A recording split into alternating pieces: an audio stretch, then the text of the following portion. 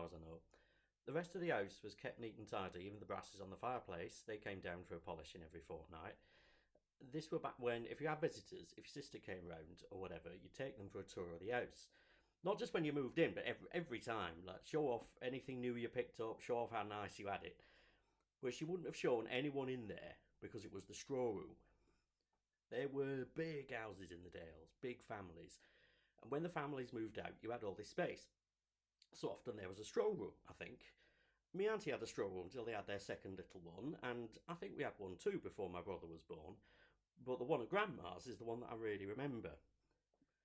There were boxes on the bed and all across the floor, pots of old paint and a step ladder.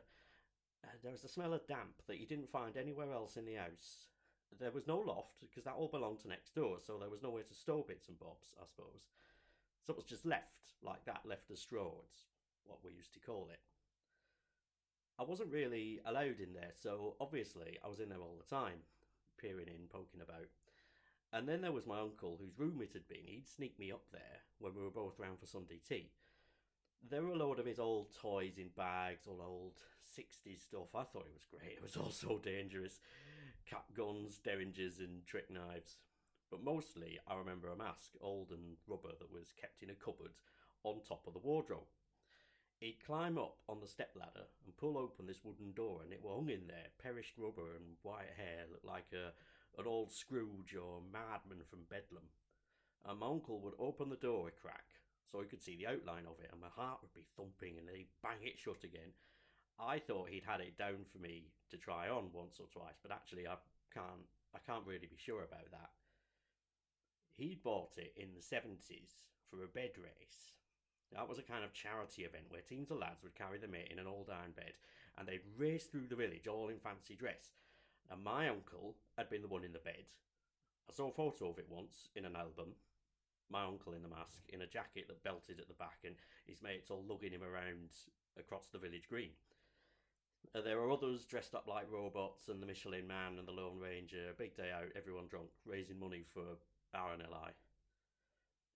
I'm not sure if I ever went into the Strow room after 1992. That was when I was 8 years old, and an argument broke out between my dad and his mam, and we went round less often and stayed less long when we did. But I know it was either that year or the year after that I had the first of what I now think of as anxiety attacks, sat in the passenger seat of my parents' car as my mam was completing her Sunday shop in the co-op in the village. I first remember a tan-coloured car pulling up alongside ours, and hearing raised voices from it in a tone that I didn't recognise. And as I looked up from the comic I was reading, I saw a figure slouched against the window in the back seat.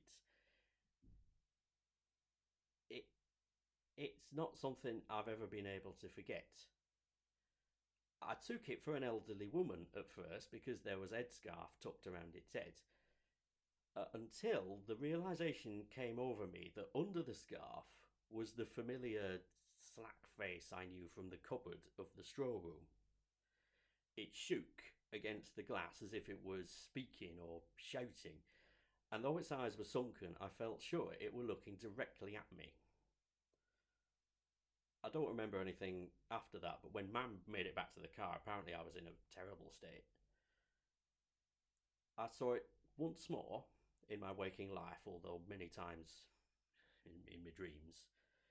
It were 2 or 3 years later when I'd pretty much written off what I'd seen in the car as a childish fantasy.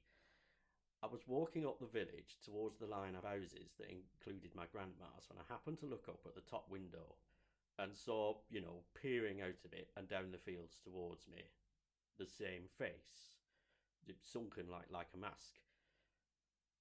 I'm not ashamed to say that I froze and I wet myself in that same instant, and it wasn't until minutes had passed and I could bear to open my eyes again that I realised it hadn't been at her window at all, but in the room of the house next door.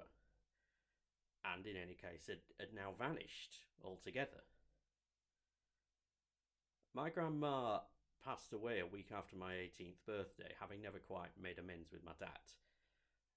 Our clearing out of the house was the first occasion for me to revisit the old Strow room, and I found it Much changed from my childhood memories, though with the same smell of paint and damp.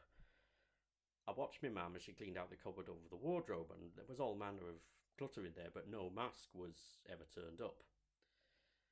When the room was clear, I inspected it myself, amused at the horror that this tiny alcove had held for me all those years.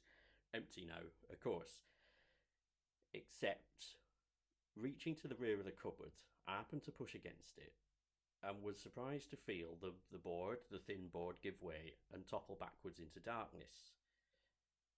I left immediately as I didn't have the courage to investigate further, but I'm assured by the property surveyors that it had revealed a small passageway that led to an attic room, largely bare, except for a mattress, some moth-eaten bedding, and, in the words of their report, which I've never forgotten, some signs of previous habitation.